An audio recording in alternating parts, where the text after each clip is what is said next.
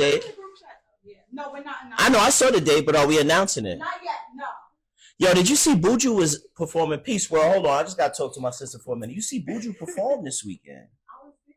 Which day you went? Sunday. How was it? It was dope. Dan is on some bullshit because I went with Dan to the first joint when we left Hip Hop Closet's block party July 13th. Dan is my man. So yeah, I feel you. I feel you. How was it though? It was lit? It was dope. It was really good. Yeah.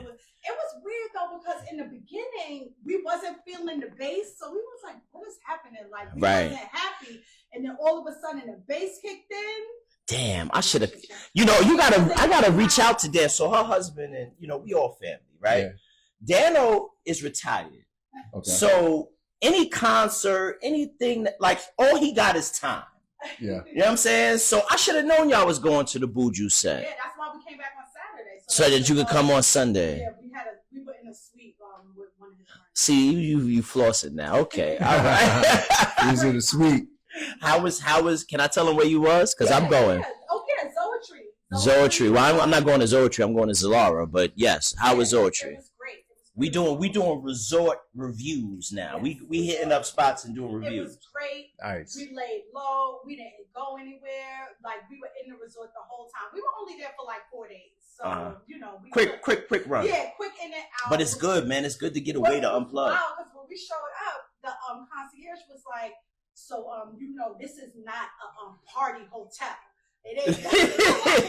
Almost like he looked at us like, "Don't be coming up here." Yeah, don't come up with that bullshit, right?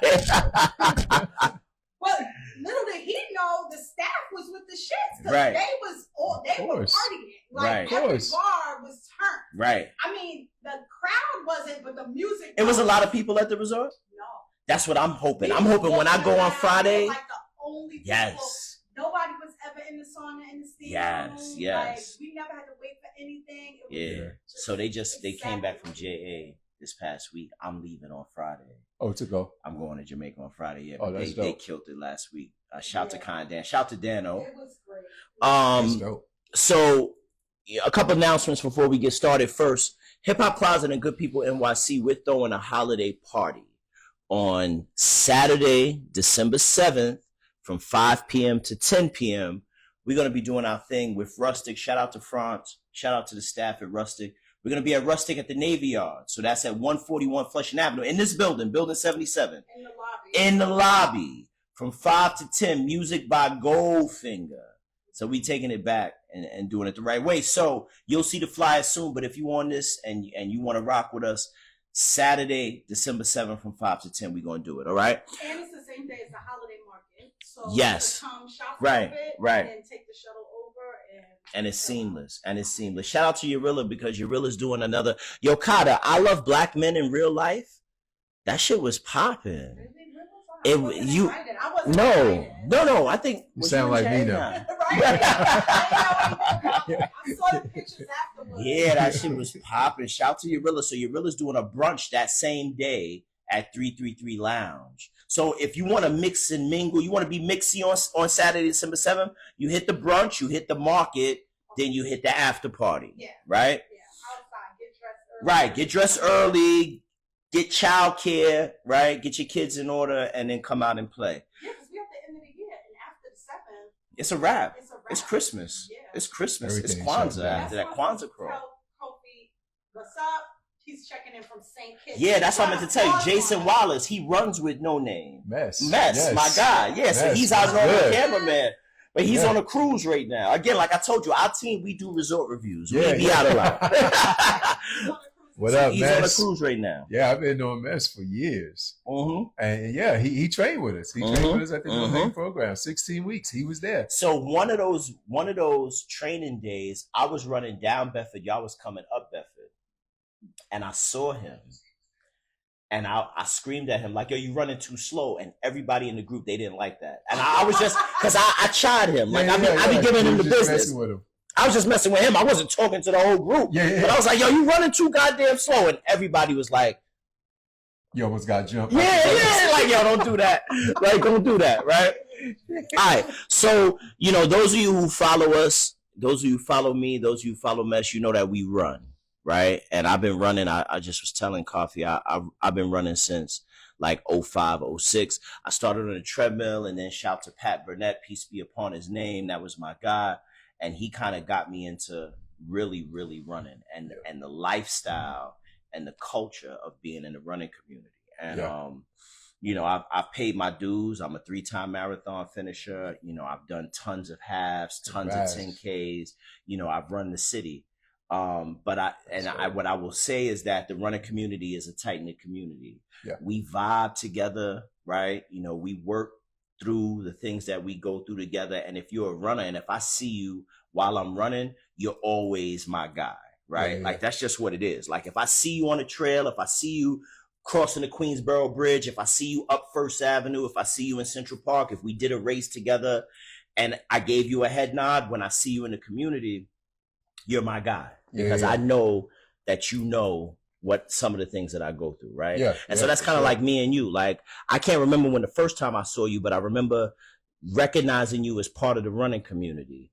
And, you know, over the last 5 years, my running story has been kind of tough because I've had injuries.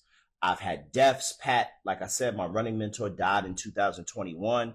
And that kind of hit me in a funny way. And so I've been kind of disjointed and kind of trying to get back to where I was. And you and I've had that conversation. I saw you one time in the street and we had this conversation. So even though, like, you know, we're not close, but like, I consider you a friend. You one of the tribe, right? You do this, right? And so because you understand this, you do this, me and you are cool. But you've really elevated in this game, and you've really put your name on the map, put the No-Name program on the map, and you've galvanized. This year has been an amazing year, right? And so I just wanted to sit with you, and I wanted to go through your background, go through your story, because I did my homework on you, and I see that you've done things like this is Hip Hop Closet. So Conversations in Hip Hop Closet is always about people who come out of the culture and then contribute, right? People who come out of the culture and contribute. And so when I did my homework, I realized that you come out of the culture. I appreciate it. And you contribute. So I had to get you on here. And so we're going to have that conversation now for y'all. I want to introduce to some and present to others my brother Coffey. Right? It's good. Appreciate it, Indeed. So I couldn't run this year because my finger. I broke my finger at Labor Day. And now she laughing because she laughed when it happened. So now I have a tear. I have a tear in my tendon. So I'm going to have surgery on my hand. Oh, you can't even straighten it. I can't straighten it. But look, I ran 2 miles the other day. So I went to my therapist today. So Kyle went to my therapist and he was like, yo, you got to stop running because I had what's called edema. Like I had water in my finger. So I thought that I could get away and run a couple miles. But they was able to tell. Yes. And he said I had pitting edema. Like he squeezed my finger and the shit, like he worked on my finger for like an hour today to get the fluid out of my finger. Oh, wow. Because the way it's messed up, when you run, blood flow increases, right? Fluid increases. But because my finger's messed up, it's not releasing it. So it gets swollen. I ran the Bronx 10 miler. I ran the Bronx 10 with this. And I had to take the splint off because my finger was throbbing in the splint. That's when I knew, when I went back to my doctor, that's when my doctor was like, yo, you got to chill out on running. That's why I didn't run the marathon this year. I was supposed to run a marathon this year. Oh, man. Yeah. Dang, I'm sorry to hear that. I didn't even know that. This is the first time I've ever seen that. Yeah, I've been waving it around the whole time. Yeah, this is some shit, B. I'll tell you offline how it happened. But this is not about me, it's about you. Tell me where you from. Where are you from, dog? Because you're originally from New here. York. Right. Nah. A lot of people think I am. Until I start talking, they can still hear some of the country words that's within me. I'm from a town called Aurora, North Carolina. Okay. Born and raised. Happy that I'm from there. The population there is 500. Wow. Still dirt roads. Wow. Yeah, man. Where is it in North Carolina? Is it in the north or in the south? It's on the east. So it's like, so it's like, it's more like southeast. Kind of like, you ever heard of Greenville, East Carolina University? Yeah, East, yeah. So it's like 45 minutes away from ECU. Yeah, they had a baller, exactly. Blake Edwards. Blake Edwards, right? They had a baller that ball for ECU. Yeah. So 45 minutes away from there. That's about the closest that I could get people. Some people know a Little Washington, but not Washington D.C., but Little Washington, North Carolina. But the majority does know Greenville, which is ECU. Yeah, I have on my father's side, my grandmother had land. She was from Eden, North Carolina. Yes. Yeah, she was from Eden. Yeah. Yeah, dirt roads, same low population. So I get it. Yeah. No stoplights. Yeah. Stop signs. Tell me about growing up there. It was cool, man. Like, so I'm in the woods. I'm a backwoods guy, so that's why I'm not afraid of roaches and mice and none of that stuff. Right. I came up with snakes and bears. You know what I'm saying? So coming up, climbing trees, having my backyard, my grandparents' backyard was like a football field. Right. So that's what it is down south. Yeah. Big backyards, right? Yep. Land. Playing basketball all day. And that's what I thrived into, playing basketball. And I had a great aunt. I had one relative here in New York. And my aunt used to bring me up here, which was her aunt, happened to be my great aunt.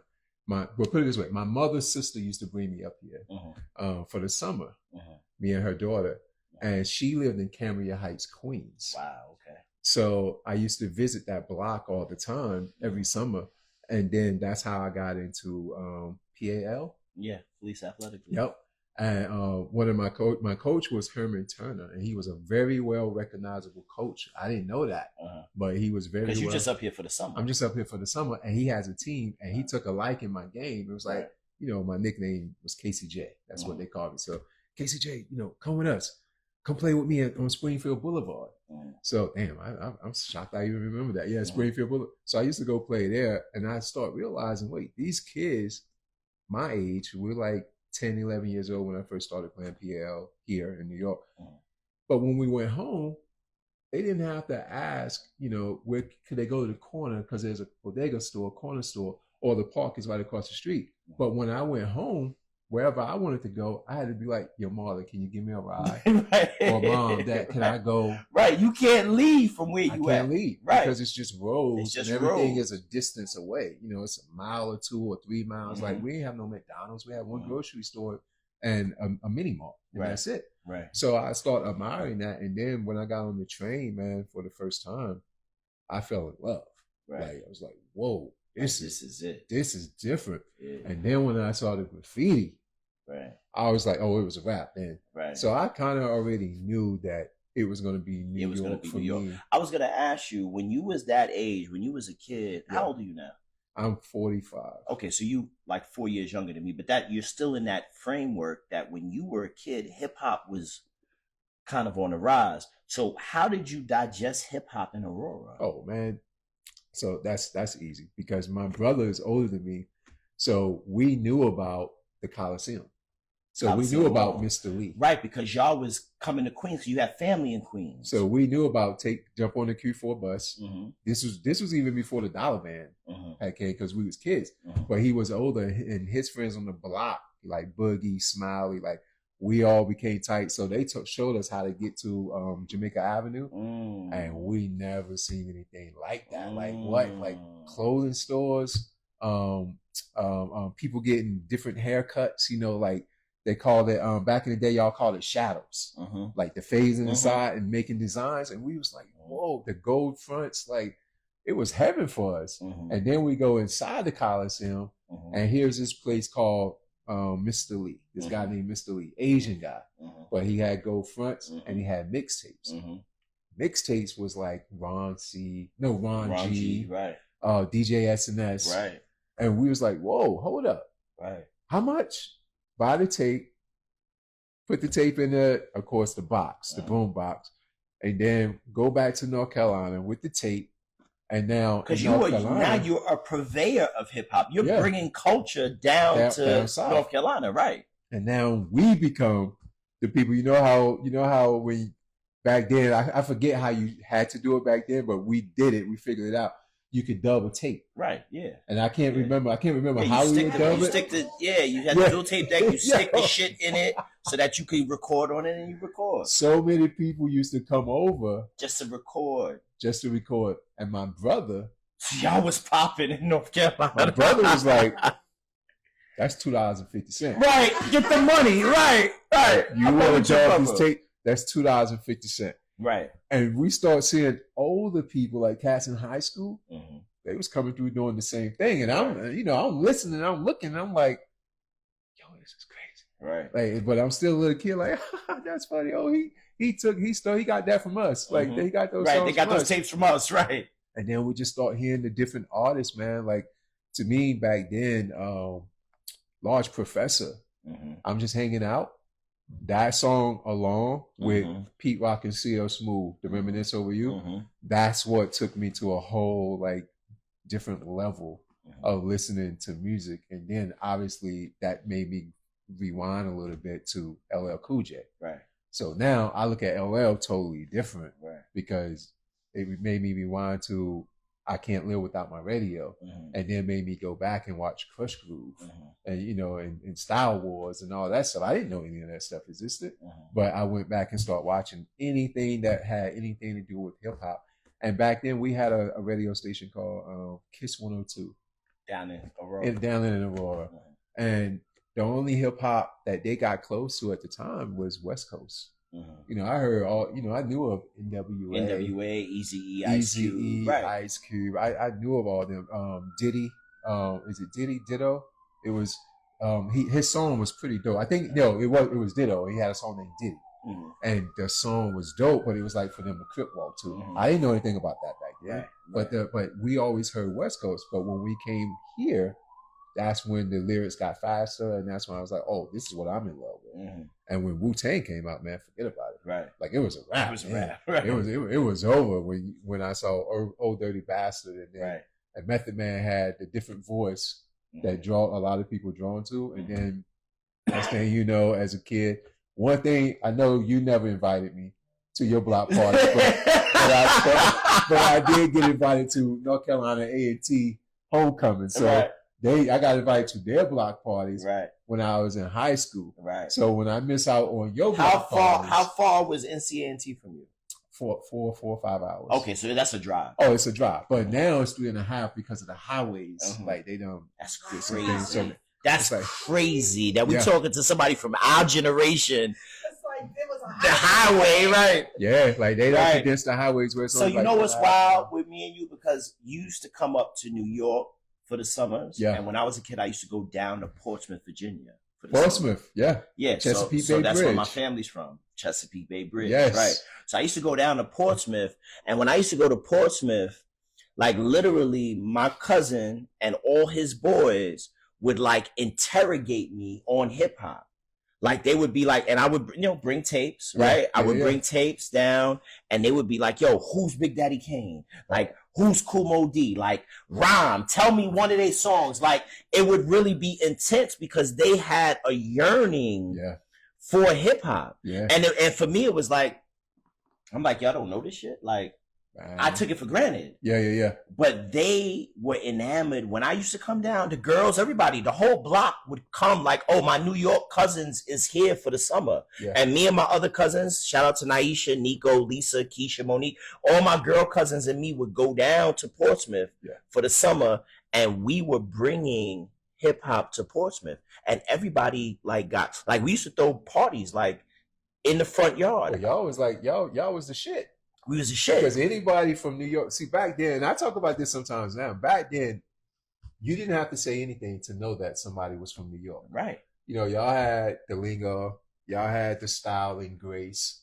Like anytime you talk, it was like, yo, dog, yo, B, yo, son, yo, what up, kid? Like, it was like, it wasn't like now everybody saying bro. Right. And I'm like, that's not New York for me. Like, New York was always different when it came to everything, from a dress code to the way they walk to the way they talk. Right. And now it's like everybody is, you could be from. It's homogenized because that's the digital era.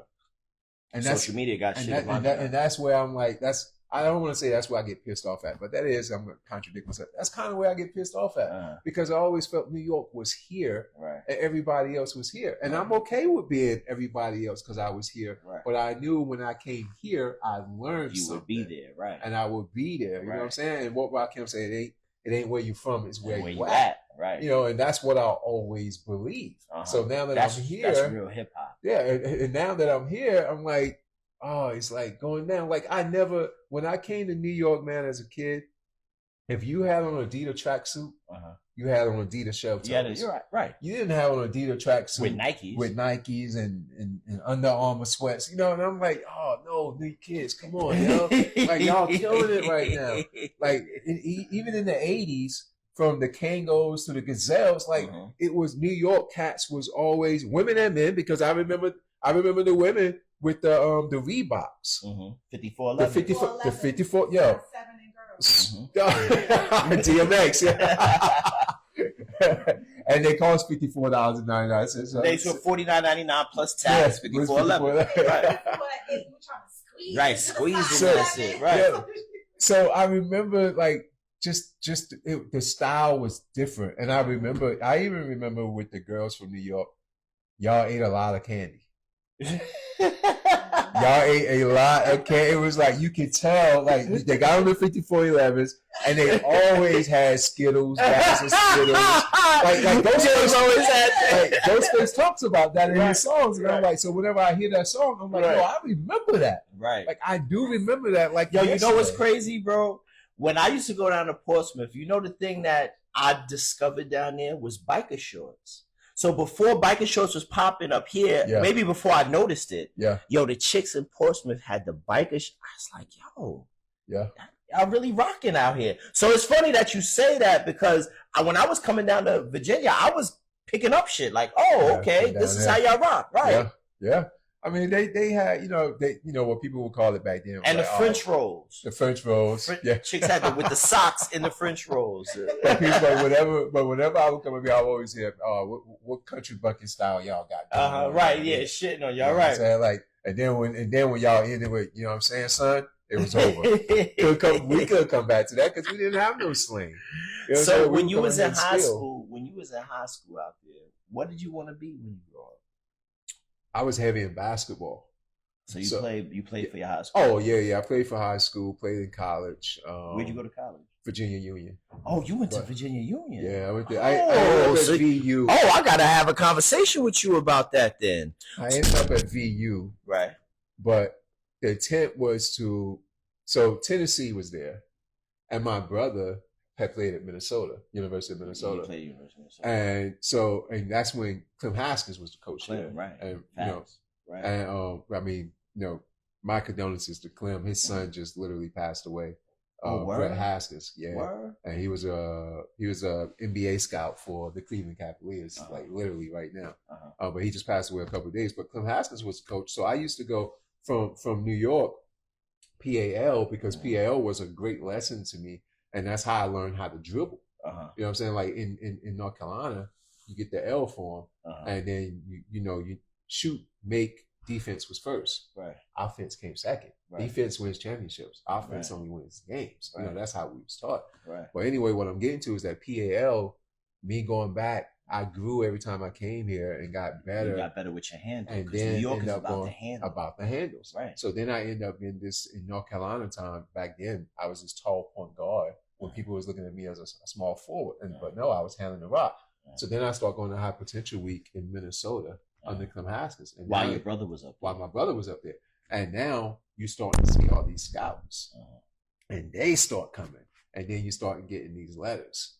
And then that's why I had the Tennessee visit. That's why I had the UVA visit. But me didn't really care too much about school. And we had a thing called, I don't know if y'all had it up here, but we had a thing called SAT. Yeah, SAT. Yeah, so we had to take the SAT. Yeah. I didn't take that. He said, "Yo, I don't know if y'all had it up here." No, but we had it up here. But I didn't take the SAT. I took the CAT. You didn't take the SAT? I took the CAT thinking the California Achievement Test. Okay. Oh, that's something great for Cali. Yeah. So, but why would you take the California? Well, because it was required in the South. Oh. Yeah, it was required in the South. So we had to take the CAT and the SAT. Right. So when it was time for me to go take the SAT, I wish I never did this. I lied to my mom. I act like I went, and instead I went somewhere else. Where'd you go? To a hotel. To a hotel. So you lied to your mom. You told your mom she was going to take the SAT, and instead you was in the cut. And the reason why was because back then, at that time, a lot of kids that was coming out of high school coaches were hooking them up. You know what I'm saying? And then it just so happened that the year before that, coaches start getting caught the year after by allowing someone to play that didn't take the SAT. Right. And I got caught in that cycle. So now if I go to Tennessee or if I go to UVA or even Minnesota, then I had to sit out for 2 years. Right. You know, Anthony Hardaway, he had to do that. Yeah. Right. He had to do that exact same thing for Memphis. Right. Now I'm no Anthony Hardaway. He wasn't even on that level. But that was the whole purpose of me like going to VUU. And then even when I got there, I got in an accident. So that sat me out. What kind of accident? Car accident. A car accident. I was the passenger. And that sat me out with my injuries. And what was injured? My leg, which I never think I would be able to run again. But it wasn't like it. No, what happened? You broke your leg? Wasn't broken. They was talking on like for whatever reason, Marlon, my leg kept going numb. And nerve damage. It was nerve damage. But now, knock on wood, thank God, it has not happened since I have become older and since I start back like strength training with my legs and since I've been running. Right. Because it's something that hits me a lot when I run. Like, please don't let. Right. Don't numb. Because when it goes numb, it's nothing you can do. Like, but fall. Yeah, and I got sciatica, so I deal with that. On my right side. Like, yeah. But it's for me, the more I run, it like goes away. Yeah. It's like when I sit, and then I stand up, like I feel that nerve thing. Yeah. But it goes away as I move. Yeah. Well, no, that was the thing I was afraid of. But I still play ball. Like I haven't played in a couple of years now.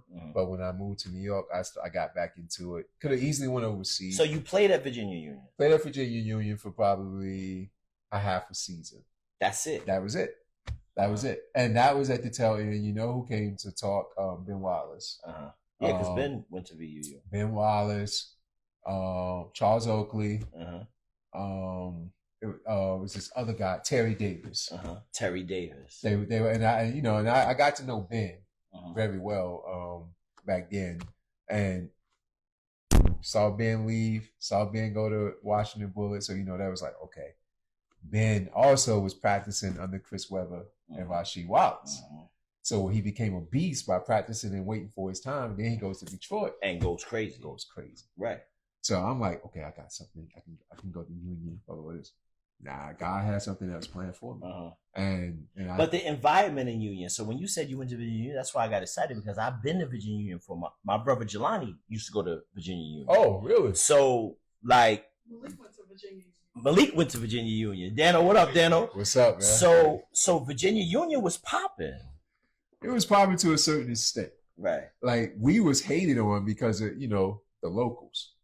Because you was from down. Because I wasn't from. Was thriving. Dog, like if you wasn't from Virginia, the locals of Richmond, Virginia was hating on you. And when I was there, the capital of murder was Richmond, Virginia. Right. So you had to be extremely careful, especially if they found out that you was from VUU. So I used to hang out at VUU, but also at VCU, Virginia Commonwealth, which is right across North Lombardy. Right. You know what I'm saying? So I was back and forth to both. And then University of Richmond every now and then, depending on who DJ. You know who used to DJ down there a lot? Who? Is Marky. Yeah, of course, because he lived in the DMV area. So, see, I didn't even know that. Yeah, he lived there. I just know that he was always at Virginia Commonwealth. And that's why I was like, I got to go there. Because I remember listening to Nobody Beats the Biz 1-2 or 1-2. Like, I remember those days. So Biz as a DJ was legendary. Yes. Biz as a DJ was legendary. Yes. Yeah. And then going there, I was like, okay, this is how I can stay affiliated with, hip hop. And then Biz was doing, playing everybody else's records.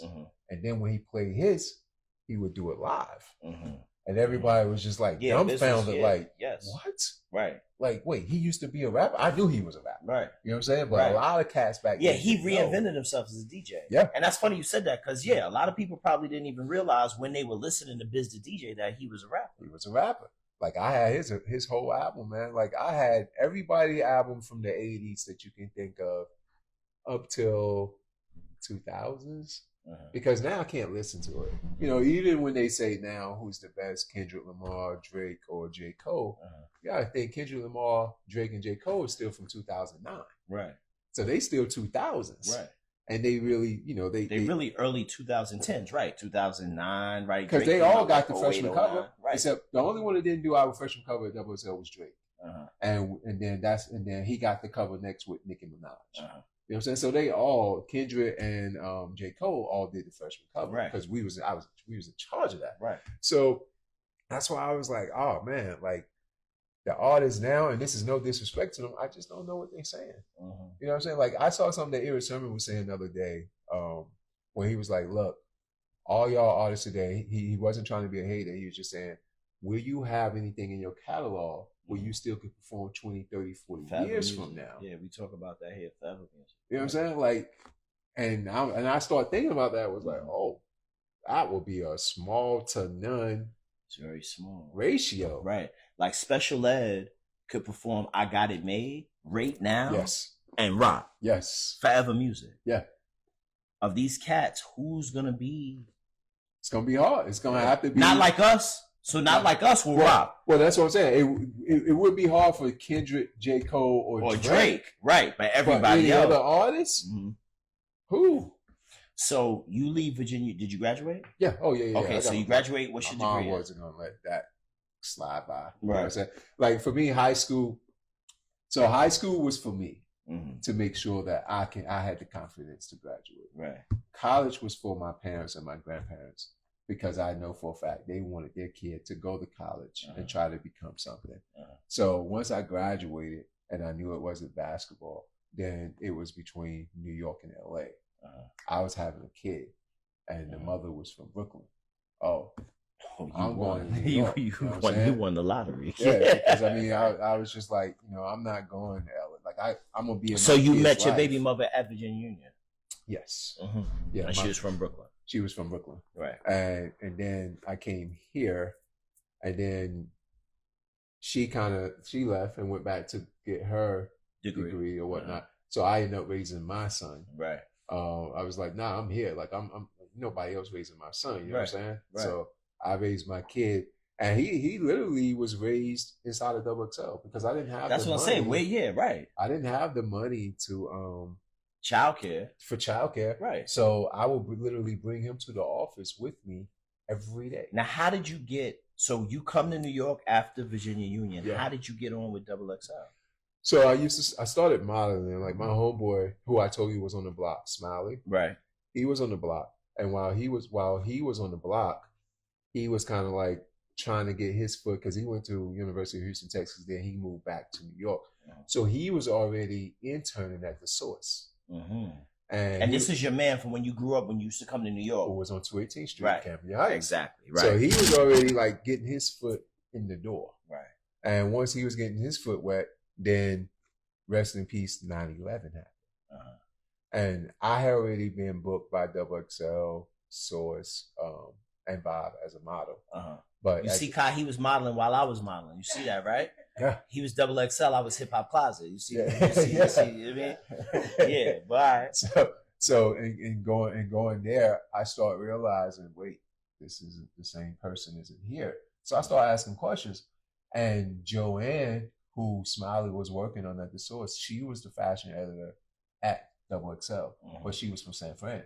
When 9/11 occurred, she couldn't take it no more, so she went back. And then that's where the doors was open and Smiley was there by himself. Right. So Smiley knew me. I started asking questions, passed the test with a lady by the name of Paula Renfro. She was the lifestyle editor. Yeah. Thank Paula God for her. Renfro, Yeah. So she was my lifestyle. She gave me the test, passed the test. What was the test? You got every brand that's sending the fashion editor all their clothes because all they want to do is be in the mag. Right. Because this one's top that says Brooklyn Tech. If it makes it in the magazine, as hot as the mag was at the time, thousands. it was selling like hotcakes. Right.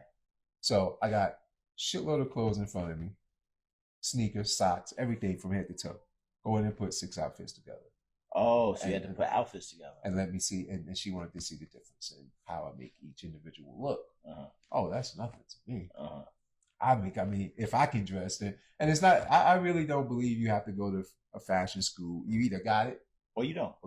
Right. Like point blank period. Right. So I aced the test. And once I aced the test, I was in. And now I'm behind the scenes as opposed to having to worry about being cast. Now I'm the person. So now you're not a model no more. You Not a are model now no more. fashion editor. I'm now fashion assistant at first. That became fashion editor because it took, they wasn't gonna just give me that title at first. Right. But then I worked my way through it, and I didn't want nobody to help me. Right. As soon as I came to New York, man, I used to jump on the trains, didn't know where I was going, but I would take it from the beginning and get on wherever. Like my first stay on Nostrand on Madison between Nostrand and Marcy. I would go take the A train both ways to the last stop. And then I would get off wherever and just start walking around so I can try to learn these spaces. I didn't want nobody to take me anywhere. I was willing to learn on my own.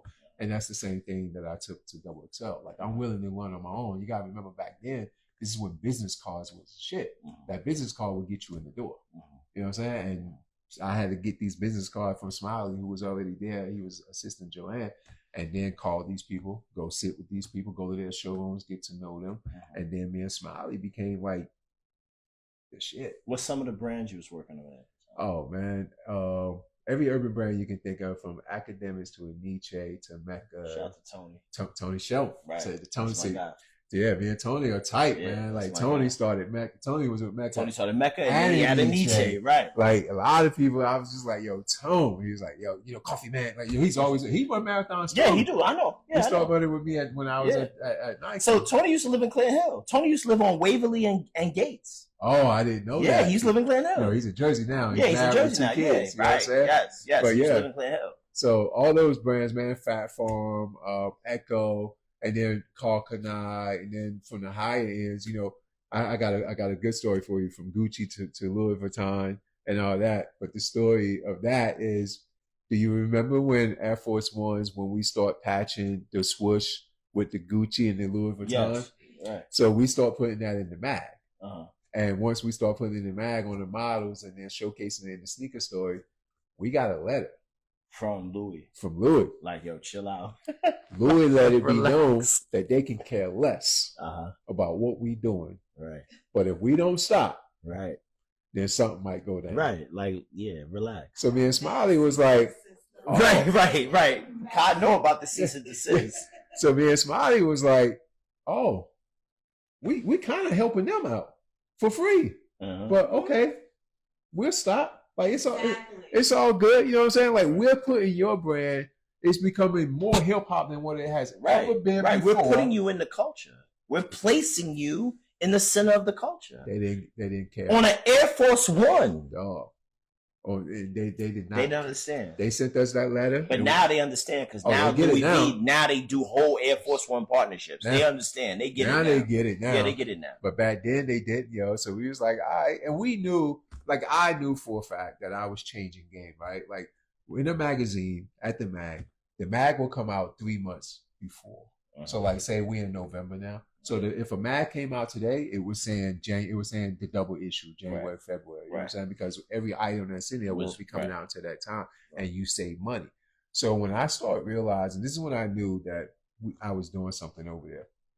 Start realizing I would get on the train, I would see cats head to toe, same outfit that I put on the model in the magazine. And then they had, which you're probably very familiar with this as well, they had the Magic Show. Magic and Project in Vegas every February, every September. So I'll have to go there. Right. And when I go, I didn't have to book no appointments. These brands was trying their best to book appointments with me. Right. Because they wanted to be in the mag. Right. To the point where I stopped booking with anybody. It was like, nah, I can't. Like, they would hit me, can you do 110? And I was like, no. If I see you, I see you, because this meeting will always overgo. And then I would be late to this one, be late to that one. And I was like, you know what? I'm going to just walk around. And if I like your booth, remember, there was booth competitions. If your booth looked good, that means that you was up to something. So I would just go and go into these different booths. And then I would see people inside. And then it all depends on what they have. Like, I really, truly believe more in the mom and pop shop brands than the larger brands. Right. Because those type of brands, to me, was sick. They just didn't have the backing. Right. So what I would do would take something of theirs that I like and put it in with something that was advertising. And then, therefore, I didn't have to worry about the publisher trying to get upset with me because I put somebody in there that wasn't advertising. Right. You know what I'm saying? And so then you mix and match. I'm mix and matching everything. A small business that's doing a thing with like an established brand. Trying to give my whole thing there was trying to give somebody an opportunity. Right. Because if they taking their time out to create this crew neck or these sweats or this hat, this accessory, you know what I'm saying? Then that means that they're doing something, and they don't have the same backing as your Jordan brand or as your Nike or as your Academics or your Mecca. They don't know the right people. They didn't shake the right hand. Right. So here I am. I can help them. Right. And especially, man, especially if they was us. Like that, I firmly believe in that because you got to understand, man. I saw a lot of shit. Right. Like I was coherent 24/7. Still never drink. Still never smoke because I had a son to take care of. Right. So the partying, I would go to parties. Water. Right. Water, juice, water. You better than me. No, not because I turn water to wine. I was there from 01 to 11. So you was there for 10 years. Yeah, I was there for 10 years. Saw it all. You know what I'm saying? Like, and and I saw when our book was like that. And if you open it too fast, you can rip the paper. To when our book became there, it didn't matter how hard you turn the page, it's not gonna rip. The money got bigger and bigger and bigger. Right. It got good. And if Harris Publications was moving. Hell yeah, we was moving, man. We had Double XL, we had King, we had Slam magazine. A lot of people didn't know that. But then Slam did get bought out by someone, but Harris still kept it there at the office. We had Antenna. They tried to start a magazine called Fragro. Sean, when he was here last week, he was talking about it was a car magazine. Yes. That they started. Yeah. Daytron. Daytron started it. Oh my God, I can't remember what the name of it is. But yeah, that was even a very successful, because we had 2 floors. We had the 8th and the 7th floor. Well, 7th and 8th. I could say 8th because I was on the 8th floor. But we had the 7th and 8th floor. Harris Publications had 100-something magazines. A lot of people didn't know. At one point. Do you know what the #1 selling magazine was at Harris Publications? Dog News.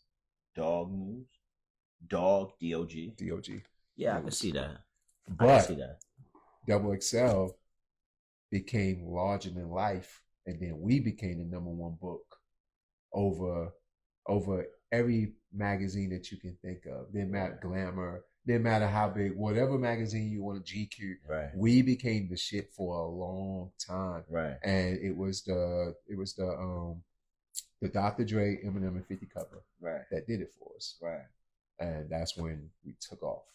And once we took off, the money was flowing like that for a long time. I no longer had to go to the publisher or the associate publisher to tell them what my plan was for the fashion story. It was whatever you want to do. That's what it became. And you was good. Oh, we was good. Yo, y'all got my book reviewed in Double XL. Who did that? Was it Daniel? Somebody did that. But my book, Blowing Down in 09, was reviewed in Double XL. Yeah. And that shit helped out a lot. OSC Paper Chasers said rides. Sean. Rides. Sean, tell yo, that's Sean. What up, yo? Oh, you had him up here? Yeah, of course. Oh, Sean, yeah, yo. You the last one. We had everybody up here. See how I'm getting no invites? I'm the last one, see? Now look, why you at Double XL? Where you living? You living in Bed-Stuy? You living on Madison? Yeah. So I'm living in at that time, that was still kind of, but I loved it though. Right. Because I was like, my great aunt was like, KCJ, no, you're going to live with me when you move up here. And I'm like, no, Anime. Like, she wanted to live in Queens. She wanted me to live in Queens because, she knew I was the only relative she had. She couldn't allow anything to happen to me. You know what I'm saying? Right. And then I was like, yeah, but Boogie from the block, which was 2 doors away from her house, the Riddicks, like, I want to live with him, which he let me live there. Yeah, right. And I was like, okay. She was like, okay, cool. She was a doctor. So she worked at Brooklyn Hospital, Methodist, and Kings County. Oh, so she worked in Brooklyn. Oh, yeah. So she worked in Brooklyn but lived in Queens. So every Tuesday, regardless of where I was at, Double XL, wherever, I had to go to Brooklyn Hospital in DeKalb and check in. If I didn't, I would be in trouble. You'd be in trouble. You know what I'm saying? And I respected that because the first week that I got here, she took me to the hospital. She told the doctors, "Hey, give me a moment with my nephew." I never forget that. She pulled the sheets back, and there was an 18-year-old boy who was shot up. And she deliberately told me, "I do not want this to be you. Damn. So you better watch." Like because she knew, like me coming in, right? I'm a young black man, right, coming in. She didn't know if I'm coming here for the wrong or right thing. Right. All she knows is that I graduated, and she had a lot to do with that as well. And she didn't want me to come up here and get it twisted and get caught up. So she trying to like scare you straight. Scare me straight, like in a great way. Right. But let me show him how dangerous or how hardcore New York really is. And I was thankful for that. But at the same time, I was afraid to tell her that I have a son. Right. Because the baby mama was from Brooklyn too. Right. You know what I'm saying? So you didn't tell your aunt you had a son? At that time, nah, because it wasn't that she was strict. It was the respect that I had for her. Because I knew that if I were told, that would have broke her heart. Because she would have thought that whatever I went to school So did you tell her? Yeah. She fell in love like that. Of course she did. Like because she knew her blood. Yeah, because she figured it out like right then and there. Especially when I start modeling, she started seeing me like in the magazines or on billboards. Like I was on the billboards in Harlem and all that stuff. And she knew, okay, maybe my nephew do have a head on his shoulder somehow, some way. And then it was like, okay, cool. And then once I got that job, she felt even better. And then that's when, I end up being at XXL. Me and my son's mother separated because she moved back to Richmond to go to school. Right. And I'm taking. So now care of you Tristan. raising your son. Now I'm raising my son. Right. And while I was raising him, that's when she was like, she never seen this before, and she wanted to pay for daycare. Right. I was like, nah, I don't want you to do that. Right. Like, because her duty was she wanted, since I didn't stay with her, check in with her on Tuesdays, and I better not say no to her buying me groceries. You know where Atlanta Center Mall is at now? Yes. Remember that was it? It wasn't a food line; it was a grocery store. Yeah. That whole thing. It's still there, stop and shop. Stop and shop. Yeah. But it was just a parking lot. Right. Before it had all other things. It was just stop and shop. Just that stop and shop. So Brooklyn Hospital was right there. So she would just go there and go grocery shopping for me and bring my food there to Madison. And that made her, she didn't have kids. Right. So I understood that for her, that made her feel like, and so I was like, no, I don't want your money for daycare. And that's why Tristan, my son, will come to XXL with me every day. And then the CFO sent out a letter to let people know you cannot bring your kid to work. Right. Except, you doing all that shit. Except coffee. Except coffee. Oh. And that's because he knew that I was having a hard time too. And he knew I wasn't making the money that I was supposed to make at the hotel. Like I got my degree. Right. Some of these people don't. Right. But, and he made it really easy when he sent that letter out. And then the people at XXL became like the babysitters. Like I didn't have to ask. Tristan was raised by XXL. Tristan was in XXL playing with Jadakiss, Kanye, whenever he came. Like all these cats playing basketball because we had me and Smiley office.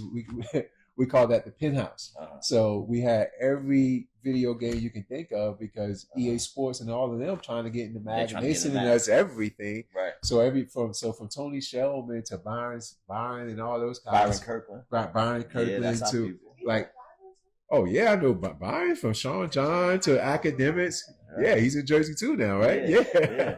So for all of them, Mayor, like all they coming because we done set up, like, you know how the NCAA college is, like the brackets, March Madness. Yeah, we done set this whole video game, whether it's college football or basketball, or Madden or whatever, or Madden, just like that. So all these people who are working at these brands are coming to XXL.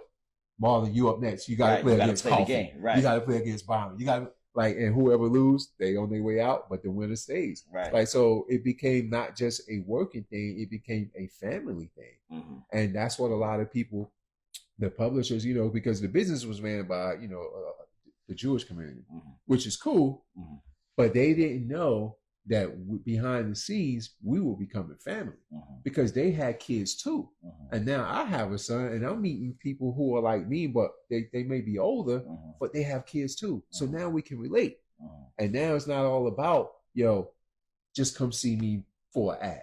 right? Or just come see me to try to. But now it's a relationship. It's a relationship. It's a relationship, and that's how. Yeah, we know a lot of the same people, and we're tight.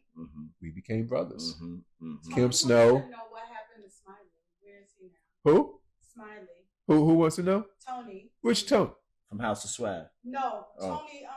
Shelman. No. Tony Dubois.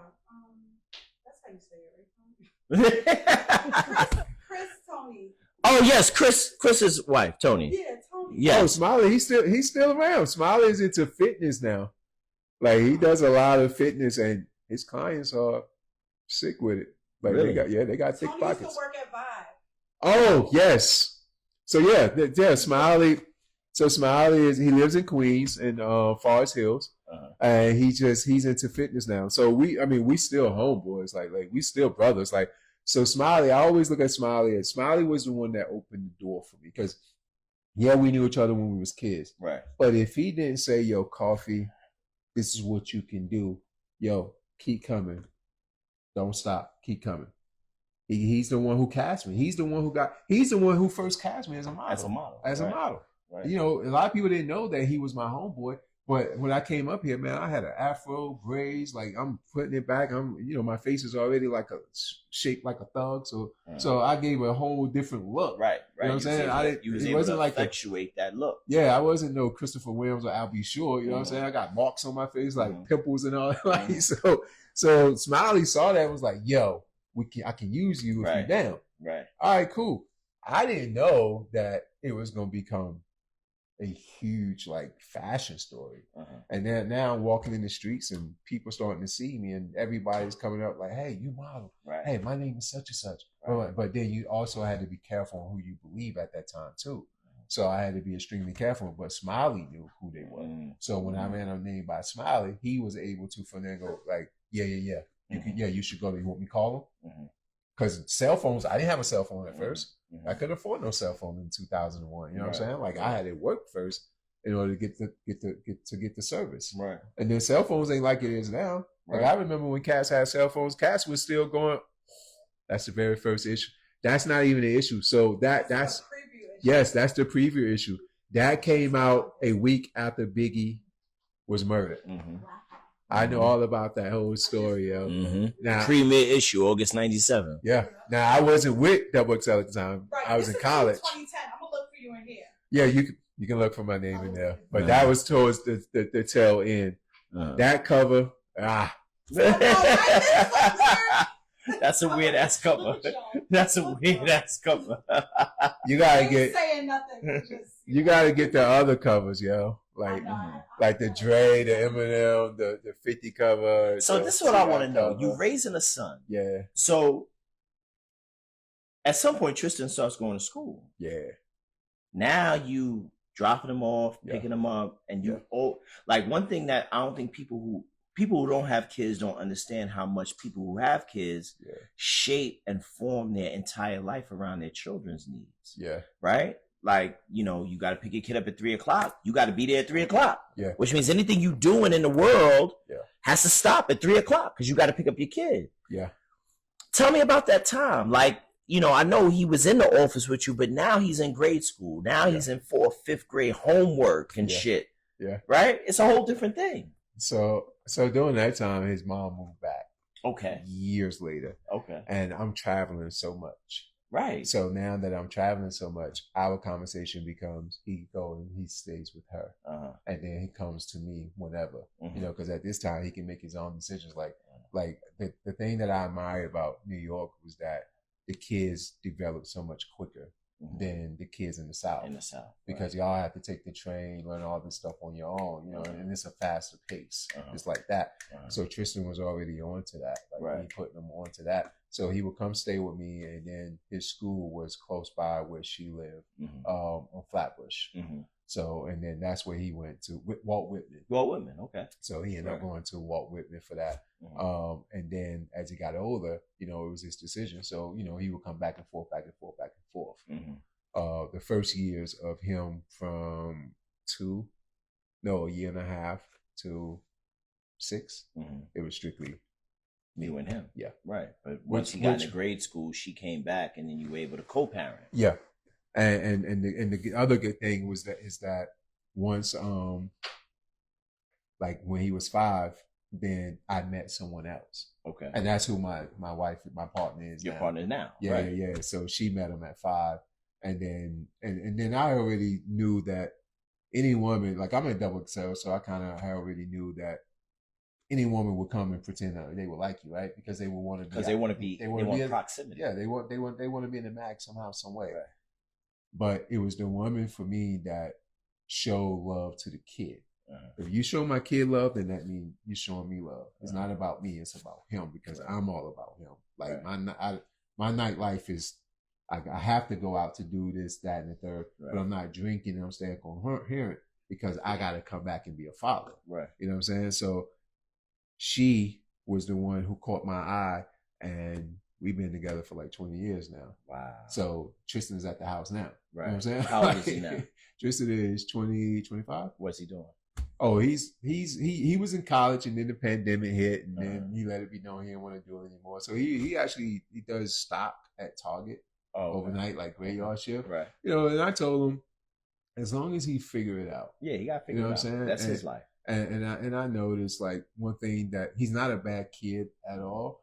And he's probably like my wife and I now. We have 3 other kids. We have an 11-year-old Phoenix, our daughter, and then we have a set of twins that are 11. But so what you have 3 11-year-olds? 2. So I have Annie and I have a 13-year-old. A 13, okay, all right. And then we have a set of twins. That's for 11. Right. Yeah. But what I noticed by having Tristan is that it's not what you say, is what you do.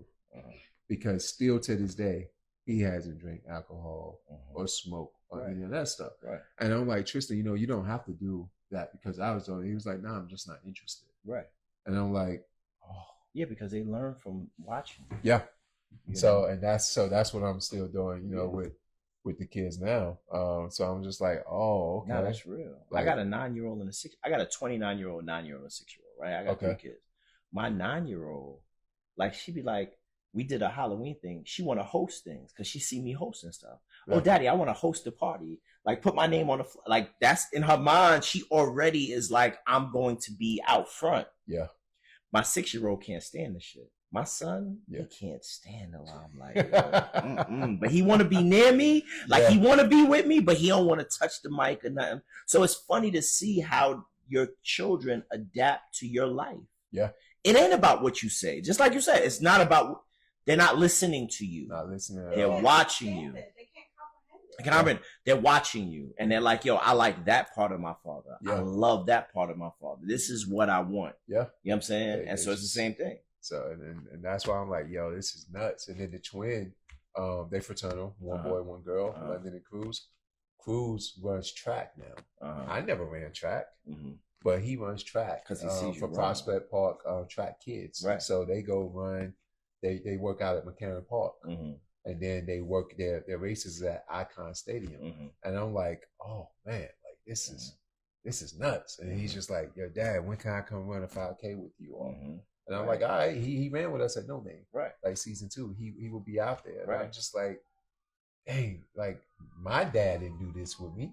Like and that's why I said I chose New York, because my dad won't in my life. So I was like, I'm not gonna be like my dad. My dad not being in my life showed me how to be a dad. Right. It showed me how to literally be there. Like, don't. Did you never knew your dad? Oh yeah, I know him. I know him. He won't. He. I mean, I don't want to talk bad about him, but he only came around when there was like a basketball game. Right. But other than that, and I had no hard feelings of that, because I never wanted to force anybody to be around me that didn't want to be around. That would be so weird as a kid. You know what I'm saying? Like, I never wanted that feeling. If you want to come around me, okay, cool. If you don't want to come around me, okay, cool. Both ways was cool with me. But once I became a parent, it's like, that's what I'm not going to do. So that kind of helped me be like, no, I'm going to make sure I'm in my kid's life. Right. Like, regardless of the fact. I'm not going to LA and I know I got a kid here. That's not happening. So after that double XL, what do you do? Double XL is over. Social is huge. You know what I'm saying? Social media. So I just started consulting for different brands. And while I was at XXL, I was here.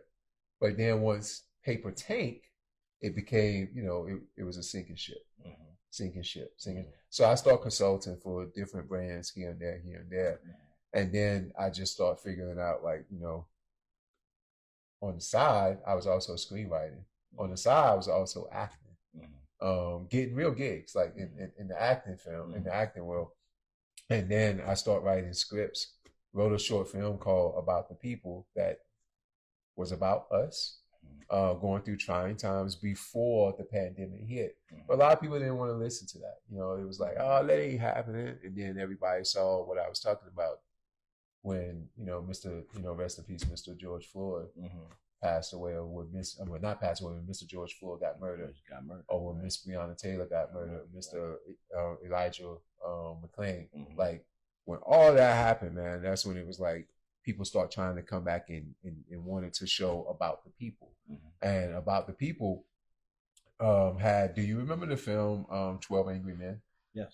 So Khalid Sumner and I wrote this film because my son Tristan, who I was talking about, in like 2015, 2016, that's when Brooklyn Bridge Park had just opened, right? And Tristan had a curfew, 10 o'clock p.m.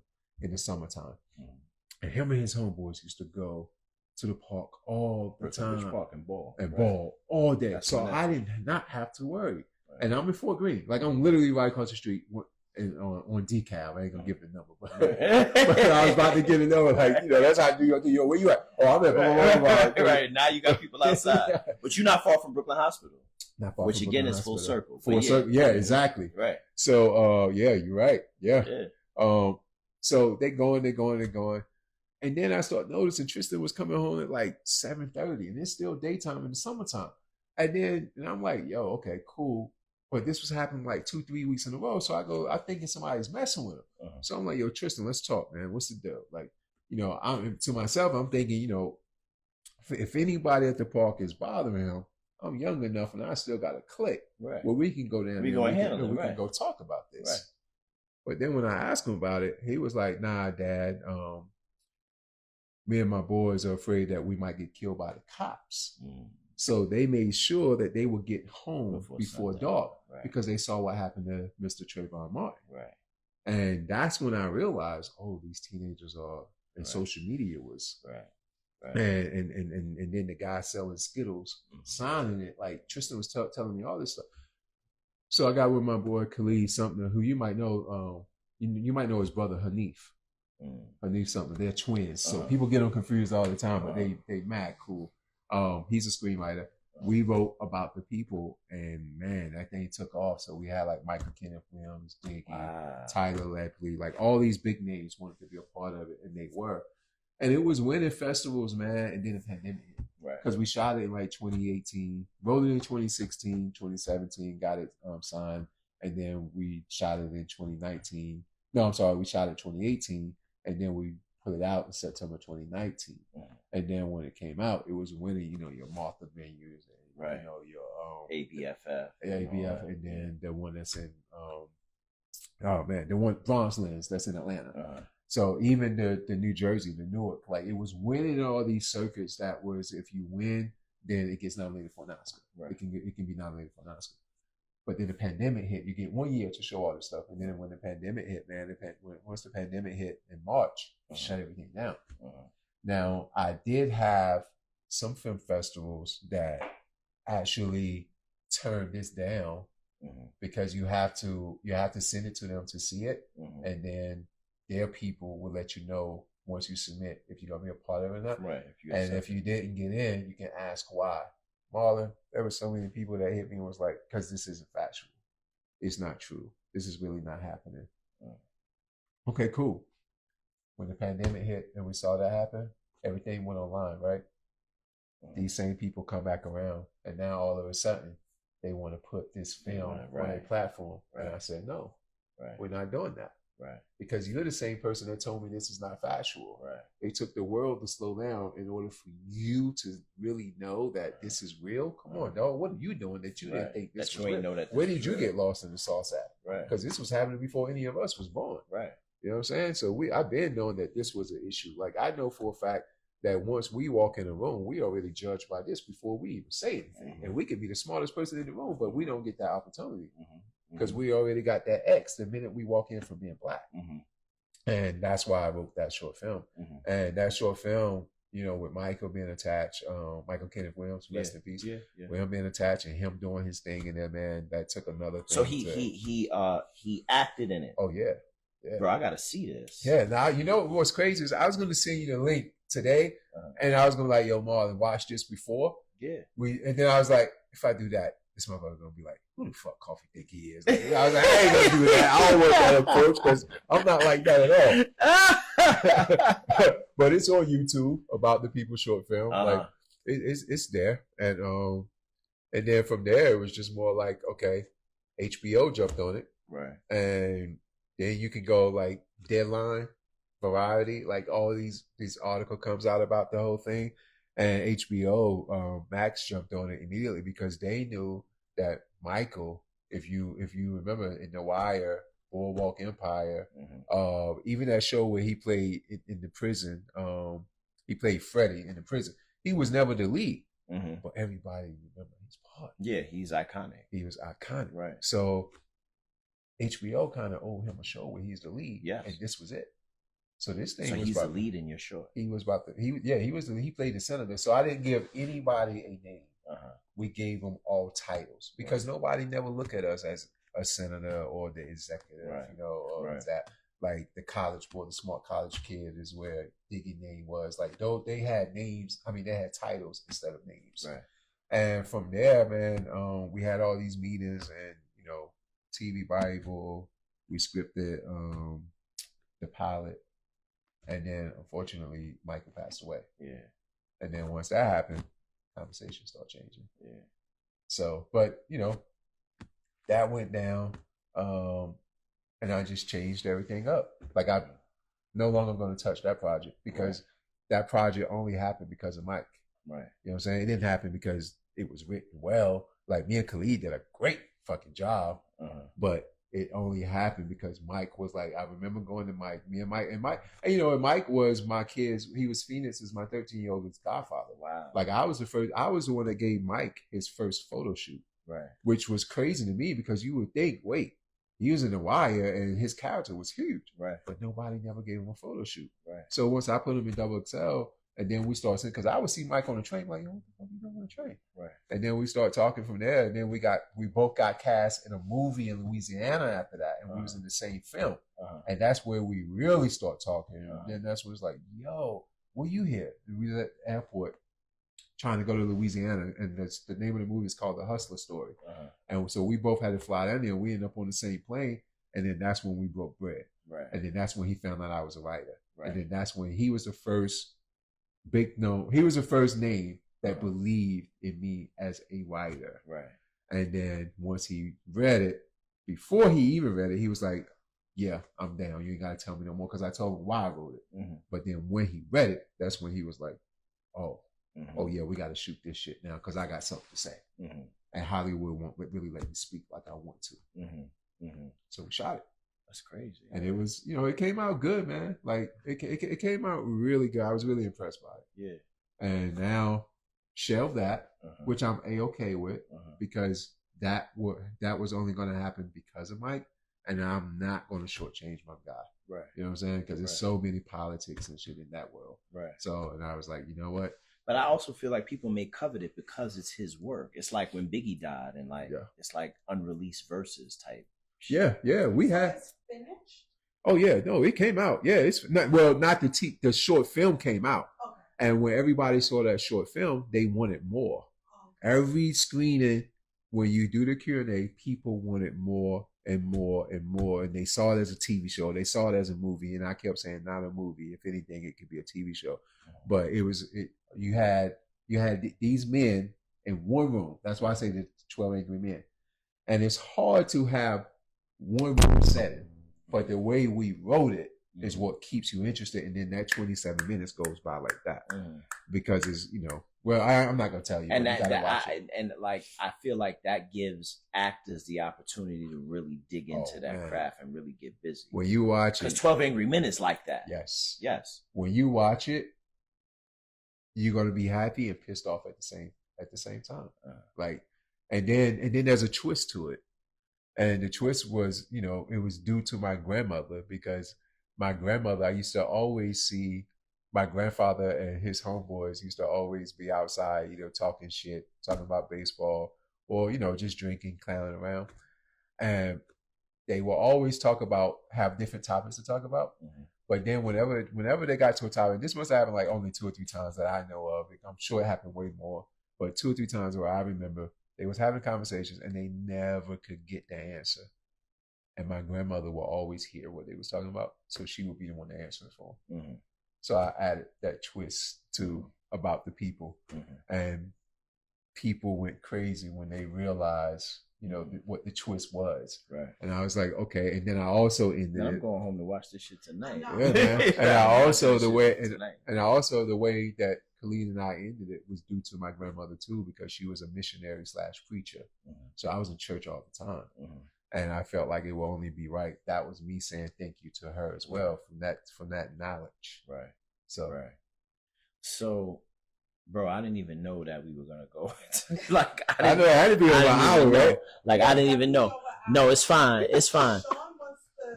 Sean wants to say that he wants to link with Tristan. He wants to show Tristan the sneaker game. Oh yeah, no, for sure. Right. Sean, my apologies. I still haven't made it. Like Sean, oh man. See, he be talking about us. No, it be you. Like we put out the word. It's you. Sean. You're on the list. No, so Sean seen Tristan grow as well, because Sean has a kid too. Yeah. Gavin, is that Sean? Is like, man, like he's like the plug. He's the connector. Oh, that's what he called himself, the plug. Yeah, Sean is the plug. And I met Sean through Daytwan. Do y'all know Daytwan? Yeah, of course. Yeah, so Daytwan was so Elliot Wilson was my editor-in-chief, and then when Elliot left, Daytwan became my editor-in-chief. Right. But me and Daytwan was always tight. Right. And Daytwan is probably the only one that we haven't had here yet. Oh, so he has. We need to get him here. Well, let him know. Have you been invited to the block party? Yeah. Oh, yeah. He's been invited. Oh, see? So then he's still on another level. Right. Oh, yeah. I can hear Daytwan is dope, man. He's been here. Okay. He did the interview with the sister from East New York, Jamila. Right. He's been in Hip Hop Closet. Oh, okay. But we just haven't interviewed him yet. Yeah. Oh yeah, man. Daytron has a story, man. Mm-hmm. Like he's between here and LA now. Like Daytron making moves. Mm-hmm. Like they all, Sean Malcolm, Daytron, Paula. Like everybody has made their move that come from Double XL. You know what I'm saying? Like I always felt like when we was at XXL, you ever see the documentary The Last Dance? Michael Jordan, yes, and Scottie Pippen and them. That's what we had at Double XL. They didn't get it though. Mm-hmm. Like they didn't understand what they had. Like we were Michael Jordan, Scottie, and that entire team in the 90s, right? And they didn't get it, and then it became too late, and then people start going different ways, and that run was over with. So it was only right that paper tape, because nobody was paying any attention to it. Like people, that's when once I taking it for granted. Yeah, they started taking it for granted, man, because we were so high up. And then once I started learning faces with the names, like the writers, I was like, oh, I'm working with such and such. Like, oh, this is dope. His mind is totally different than her mind. You know what I'm saying? Her mind is totally different than his mind. Like, I became like, I was just like, I always become a student. I never want to be what they say is cliche, but I never want to be the smartest person in the room. And I always love giving people what they deserve. Because it's not about me. It's about what everybody else is doing and how they contribute and how we are all in the same game. Like, what was that West Coast? We're all in the same game. Right. You know what I'm saying? And that's what it's about, man. So I always like, do you know what you did? Right. Like, forget me. Like, I'm only doing this because you showed me the way or because that person showed me the way. And I was just smart enough to know to keep going upward and don't just stop. I want to spend the last 10 minutes on the running piece because that's how you and I met. And that was the whole shit. Like, I didn't realize we was going to, get so deep in culture and your contribution to culture, which is amazing. You're a fucking Renaissance man, dog. You're one of us. Like, I didn't realize that. Like, we're just coming to know one another. I didn't realize how embedded in this thing you were. Yeah, man. I mean, I started seeing you too. remember on Murder when we saw each other, I called your name. Yeah, you did. I was like, oh, that's him. Yeah. Yo, Marlon. Yeah, and you did. Yeah, and then we just start talking right from there. Right. Because I saw you on your IG, you was running, you was short, and then you were like, yo, you going for a run, going for a run. And I was like, oh, that's dope. That's dope. But then I started seeing you was having block parties. You know, and I want to get advice. So I was like, I got to get closer to this guy. On Green Avenue, where somewhere over there. And I'm like, oh, man. So Noname program is in the second season. Third. We just finished his third season. So I remember the shirt, like I could close my eyes and see the shirt, Noname. And I remember when I started seeing it may have been like last year. I don't think I remember it from 3 years back, but maybe last year I started really seeing you guys. Yeah. And people, so I've been in the running community for like 17, 18 years, right? And so the running community from a Black standpoint has changed a lot over those 18 years. Like when I started running races, the first race, so I used to run the Bed-Stuy 10K, which was Restoration's race. Yes. Every Columbus Day weekend, the Bed-Stuy 10K. And then I would run, there was a race called the Battle of Brooklyn. It was a 10-mile race in Prospect Park. It used to happen in August. Okay. And I would run that race. And then when I got put onto the to the Brooklyn Half, my first Brooklyn Half was in 13, and I ran the Brooklyn Half every year. Okay. Right? Every year. I think I've run that race like 10, 11 times. The one to Coney Island. The one that goes to Coney Island. Okay. When I started running races, even in 13, this was like the beginnings of Black Girls Run, the beginnings of Black Men Run. Yeah. Right? When I moved to DC, Black Men Run didn't even have a chapter in DC. So that was in 2013. Black people running is fairly new. Yeah. Yeah. Right? Yeah. And so, on this path over the last 15 years, we've become a unit. Like every Black person in Brooklyn at a point knew one another. Like if you was running, if you was at these races, you was at the Brooklyn Half, you was at the New York City Half before they changed the route, when you was going down the West Side Highway, right? Like we knew one another. Yeah. This thing has taken off. Yeah. Since the pandemic. Yeah. Shit is different. Yeah.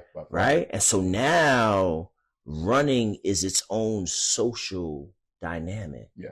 It's become a culture now. It's become a culture. Yeah. It was a culture before, but it's become a popular culture now. Yeah. And you find your way in the middle of it. Yeah. You seem to be that type of person that always kind of finds their way into the fabric of a thing. Like you came from North Carolina and worked for Double XL for 10 years. And then you wrote a short with Michael K. Williams. Yeah. And then you become the leader or one of our leaders in our running community. How did that happen? Yeah, I mean, when I start running outside, we'll skip the treadmill days. But once I start running outside, man, I couldn't go back indoor. And that's how I figured Brooklyn out. I had this guy named Tony Cheon who showed me all of Brooklyn, which was really sick and dope, and Manhattan, some parts of Queens. But then when Knox Robertson, when he asked me to become a pacer for Nike, and I went over, I started realizing it wasn't enough of us. And we had a pacer by the name of Angela who was there. She was Dominican, and she told me to take a look around. It was like a cold winter night on a Thursday at Nike Town. And she told me to take a look around, tell me what you see. And I took a look and was like, okay, I don't know, like, what's she talking about? I thought maybe she was playing around. And then she said, no, take a look around, tell me what you see. And I was like, I don't know. I see, their gear, whatever. I said. She was like, no, you're the only one that's here. You're the only Black person that's here. So if you're going to take this serious, you need to come here every Tuesday, Thursday, and Saturday. And as soon as she said that, that's when I was like, okay. So I had to have a talk with myself. Am I going to take this serious or what? I knew I was going to take it serious, but how serious can this be? So then I kept going, became a pacer. So my number one thing was, I'm not seeing us. I'm not seeing any other culture out there, really, but I'm not seeing Black people. So how can I attract that? We have a tendency, if you see yourself in someone, then that can also be you. So when I run, that's why you always see me cover my head. Like I cover my head for two reasons. For my mom, because she died with breast cancer.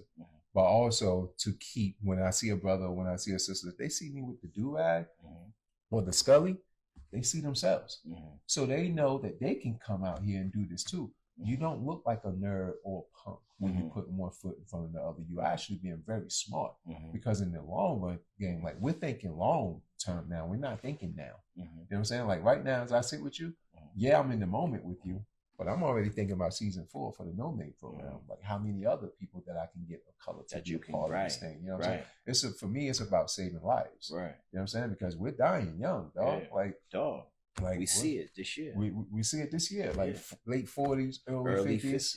Like and that's it. Dying young, and you know the what people was eating back then. You know, in the 90s, nobody said anything. Even in the 2000s, when we was wearing 4Xs for no reason, and you know, big clothes, long shirts, eating pizza, Chinese food, McDonald's, like 2, 3, 4 in the morning, and then going straight to bed after that. Nobody was saying this isn't healthy. You know what I mean? But I figured it out when I started running in 05 on the treadmill, because then at 05, even then, people were still wearing big clothes and wasn't really anything healthy about the culture at the time. People were still doing all the unhealthy shit to the point where people at XXL thought that I was dying. They thought I had cancer. And they spoke to Smiley you were skinny. Because I became really slim. Right. And then when they told Smiley, hey, can we all get together and talk to Coffey because he don't want, he's and then Smiley, just like you doing, Smiley start laughing at them because Smiley came and told me, he's like, Coffey, I couldn't do nothing but laugh because I had to tell him that motherfucker he running. Right. Like he's running every day and every night. Right. You know what I'm saying? So that's how I really got into it. And then my thing was, I got to get more of us out there. So how can I do it? How can I attract that? When you don't have to say a word, you get people's attention. When you go up to, if I was like, yo, Marlon, you got to start running, I done lost your attention. So how can I do this solidly? That's been my whole thing. Everything I do, how can I do it solidly? Let me cover my head. Let me wear basketball shorts. That's how I started. Let me wear, like, even if this is a tank, let me cut the white t-shirt, the sleeves off the white t-shirt and put it like we playing basketball. Start seeing them come. Start seeing them come like that. And then once the pandemic happened, I started to find New York Run Club because everybody kept asking me when I was over there at Nike, what are you going to do? You got a run club? Can I come to? So I would just push them to whatever neighborhood that they was in. So I started my own here at Fort Greene out of Dickie James. Trey from Fat Farm, A-Life. That's his spot, Dickie James. So, and Trey was running way back then. So he understood. So when I asked him, could I use the spot? He was like, of course. Like he already understood. He knew. Right. So he gave me the spot, man, to use on Saturdays. And that's where I started running for Define. And then once Lululemon came, and they was like, hey, Coff, you know, we interested, this, that, and the third. And then I went and did a trial, and then they loved it. And then I loved them, you know, because they weren't micromanaging me. Like, they was like, hey, we already seen what you can do. Here's the thing. Wherever you at, and you're not happy, keep doing it. Because you never know who's watching. Lululemon was watching me. I didn't know that. I had no clue. But they was watching. They was peeping game.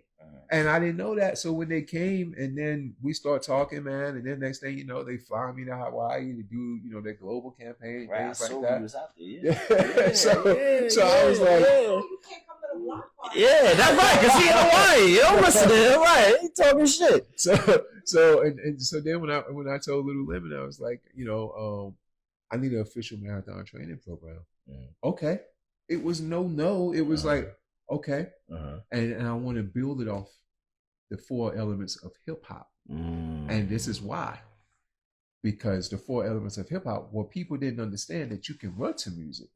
So, and a lot of times, a lot of people run to hip hop. Right. So when you think about it, think about the cadence and think about the BPM, the beats per minute.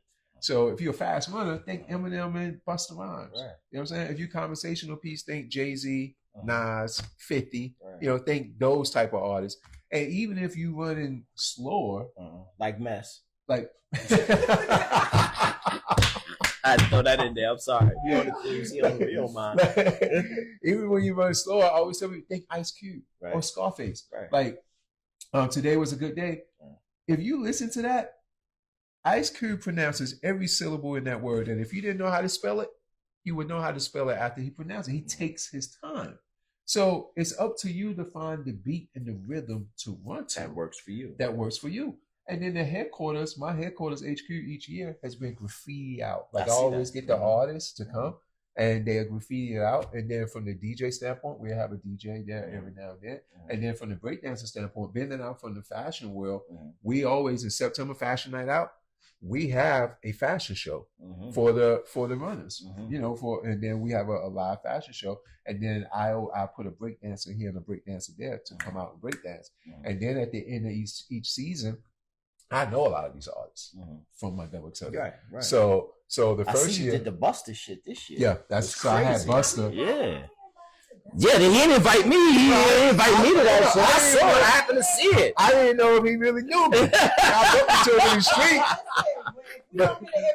Right, I saw the Buster shit. I said, "Oh, that nigga didn't invite me." Okay, I see. But the first year in my speeches, what I always do is I always incorporate some song lyrics from the artists that I know I'm gonna have to the end. So the first season was "We Gonna Make It," right?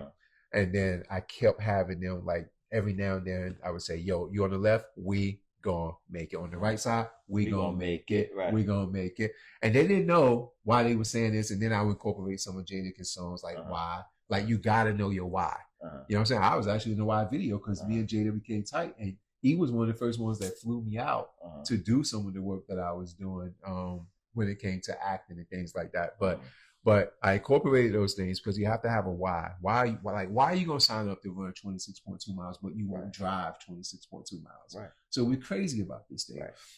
So had that set up, and then at the very end, at our post party, marathon run party, Jadakiss comes out and performs. Boom. The second season did it with Fat Joe, and this season did it with Busta Rhymes. Right. So that's how. So you already, so you thinking long range. You already programmatically, you already know where you're going. Yeah, I already know where I'm going.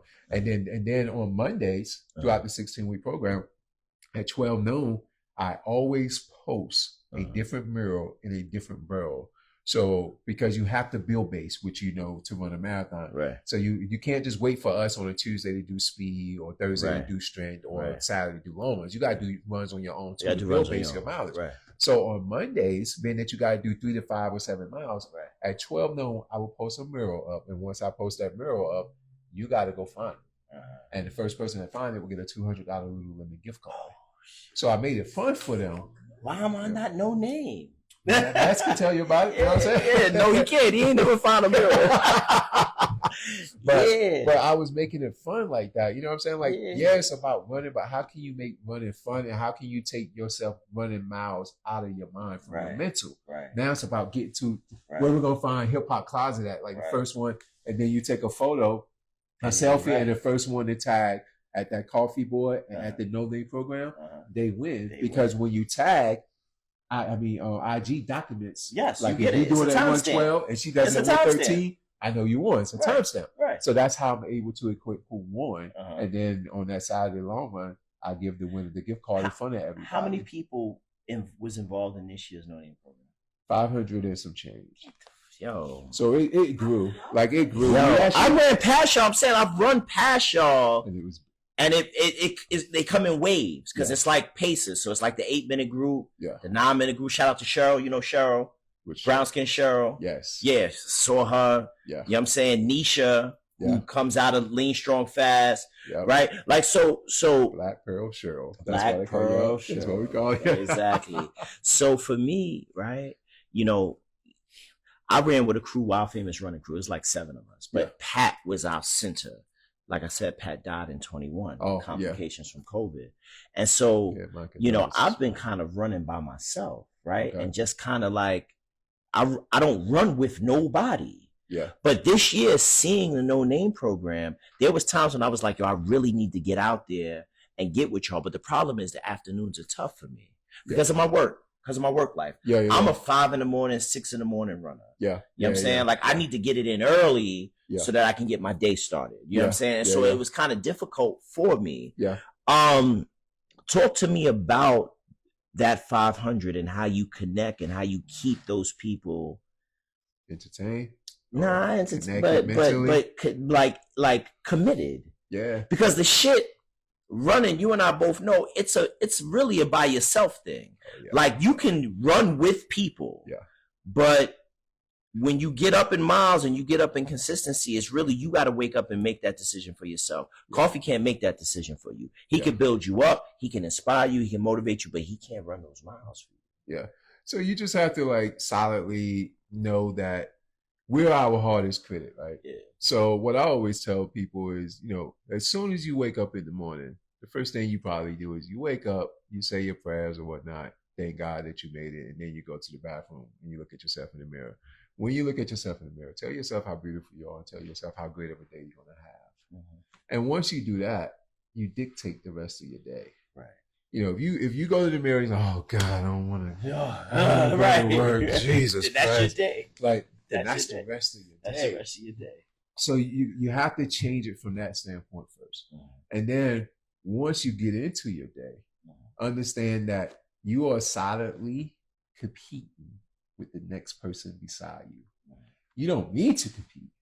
But when it comes to running, if it's 5 miles and you probably only got 3 in you, you're not going to let me outdo you. Right. So you're going to get that 5 miles in. Right. And then gradually your lungs is going to open up. Right. And then you also, your base build will still climbing. Right. And now your heart rate is where it's supposed to be. It's the breathing pattern that we have to get you on, the running breathing pattern. And then once they see a little light, that they are progressing. Yeah, progression is everything. That's everything. It's everything. Then it starts to grow. Right. I'm gonna tell you something else though. So for me, the thing that used to really charge me up when I was early on running is I would get up and from where I live to leave my house and run Prospect Park and come back home is 5.8 miles. Yeah. So I would get up at like 6:30 in the morning, run 5.8, come back home, get dressed, go to work. When I'm at work, you, like you said, that low key, that subtle competition. Yeah. No one at work can compete with me because in my mind, I've run 5.8 miles this morning. Yeah. What did you do this morning? Yeah. And that kind of put me in a space of dominance. Yeah. In my entire life. It spread. Right. It spread. It was pervasive. Yeah. Running those miles in the morning became pervasive in my life. Yeah. And that's when, like you talk about progress is when people take hold. No, it was, for me, it was when I realized this thing is spreading. It's deeper than just the run. Yeah. It's creating a different beast. It's always deeper than the run, man. And then people have whys, you know, like people die. You know what I'm saying? People, it's on people's bucket list. People want to honor people that can't run. You know what I'm saying? So everybody comes from different walks of life that want to do this 26.2 for different reasons. And it's my job and Coach Julia's job to make sure that we keep them in that why, in that moment. Understand why you signed up, because we didn't force you to sign up. Right. You're here because you want to be here. You're here because you wanted to be here. And now we have to honor the reason why you're here. Right. So it's just like a test. You don't want to fail because if you fail, it's always going to come back and haunt you somehow. It's always going to be, oh man, I wish. Well, let's take care of that I wish now. Right. And let's keep going forward. Even if it's just a small fracture, not a 12-feet step. Let's keep moving forward. And then I guarantee you and promise you that we'll get you across the finish line somehow, some way. How many times you did the New York Marathon? 4. How many other marathons have you done? London, Berlin, that's it. So you got 6 in total? Yeah. Tell me so in the New York Marathon, tell me your favorite strip of land to run in the Lafayette. New York Marathon.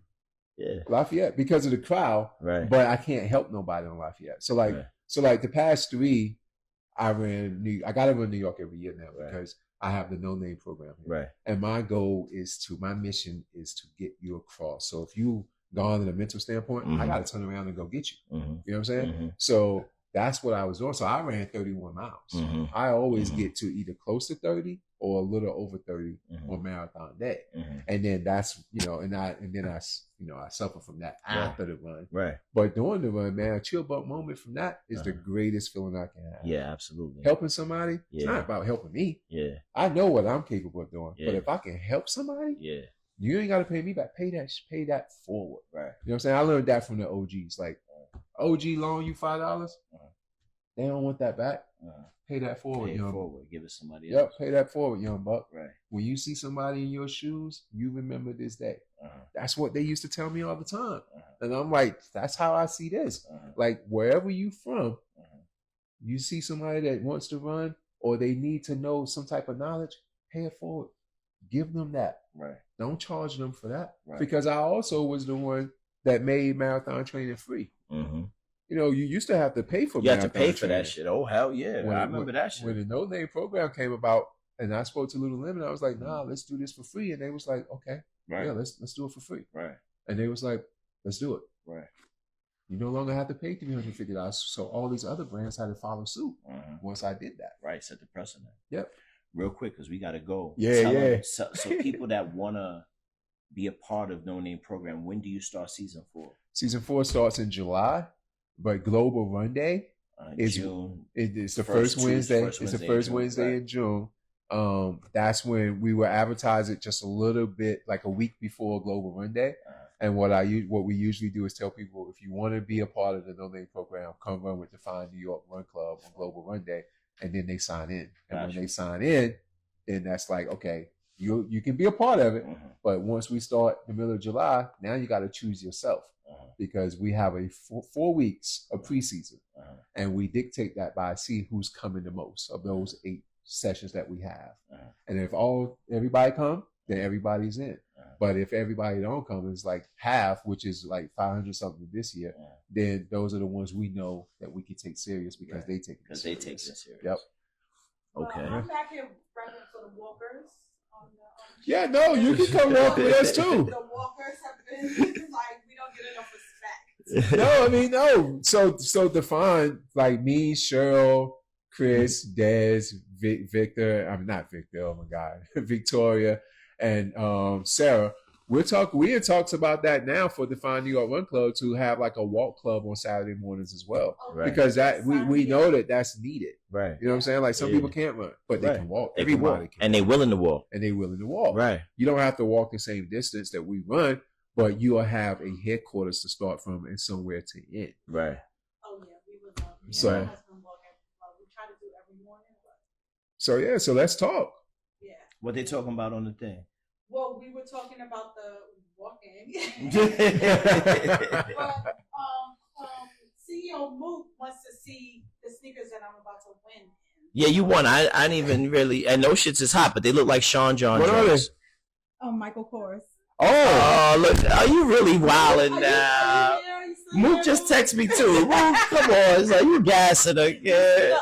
I see it. Of course, I see it. Of course, I see it. That's a bubble. Thank you. You can. It goes straight. Oh, it's like a shot. It goes straight through. I'm gonna put a nail in that bitch. I'm gonna send my man. Where Dano went? He left? No, he's waiting for me downstairs. We going to get. Oh, yep. See, look, the fire sign. Thank you, Mook. Thank you. Mook, you gassing him, man. I appreciate you. Look, yo, this was amazing. I didn't even know, dog. Like, I wanted to talk to you because I knew that you were influencer in running culture. Yeah. And I knew you had dabbled in hip hop, but I didn't realize to the depths. Oh, yeah. What's the name of the movie again for people who want to go see it? About the People. And it's on short YouTube. Film. It's on YouTube now. About the People. About the People short film. 27 minutes. We love for people to go check it out. Like, there's been a lot of people that watch that shit now when I go to the crib. You know, it won its awards. People, you know, it had people crying, of course, and things of that nature. But it's about real life, and that's about saving people life. Like my whole trajectory is, how can I save somebody's life? How can I help you, help me, help us? Right. That's it. And that regardless on what capacity, whether it was fashion, the mom and pop shops, how can I help you? Running, how can I help you? This short film, how can I help you? Everything I touch is a how can I help you? Gotcha. Because I'm A-OK, and I think I have my head on straight. Right. So if I'm straight, then I would love to help whoever it is that's trying to live. Right. And let's go ahead and get you healthy as quick as we can. I love it. The next Stoop set is June 14th. I'm telling you now. I'm telling you now. Said it on record. June 14th. Yeah, because I'm going on the trauma retreat. You know what I mean? Shout to trauma. I know. Yeah, but no. We going on a trauma retreat from the 5th to the 9th. My schedule is Wait, wow, what date was it before? I was going to do it on the 7th. Oh, okay. Because I turned 50 on the 8th. Oh, you're a Gemini? I'm a Gemini. I'm a Gemini. Yeah, when's your birthday? June 19th. See? Yeah. See? So I turned 50 on June 8th. So I was gonna do it on June 7th, but I'm gonna go on a trauma retreat. Shout out to DJ Trauma. And that's from the 5th to the 9th, and then we're gonna do it on the 14th. Oh, that's you need to go on a trauma retreat, B. Wait, hold up. I got a question. Yeah. Can I stand on the stoop? Of course you can. The stoop. You good. Yo, I get to stand on the stoop. You get to stand on the stoop. Whoever's performing. Because I'm already talking to Stretch Armstrong and some people about we trying to see who we gonna get to perform. But it's gonna be nice. It's gonna be a thing. I see Stretch in the hood. Oh yeah, Stretch live on Jefferson. Yeah, I should have said that. My bad. So he live in Best Style. Don't worry about where he live. But yeah. So I be seeing Stretch and Mick. You know Mick from Cleveland? Mick? Yeah. I'm gonna tell you where Mick live after the thing. Yeah. I be seeing him and I'm like, yo. I don't know if they really got a great. Nah, come on. Nobody want to see the kicks again. So she just want to see the fires. Right, she want to see the fires. So she trolling for likes. All right, we see y'all next week. Are we on next week? We on next week. Yes. I'll be back. We on next week. We'll see you next week. I'm going to have a 10. See, Kai ain't come back with a 10. I'm going to come back with a 10, though. You know what I mean? We out.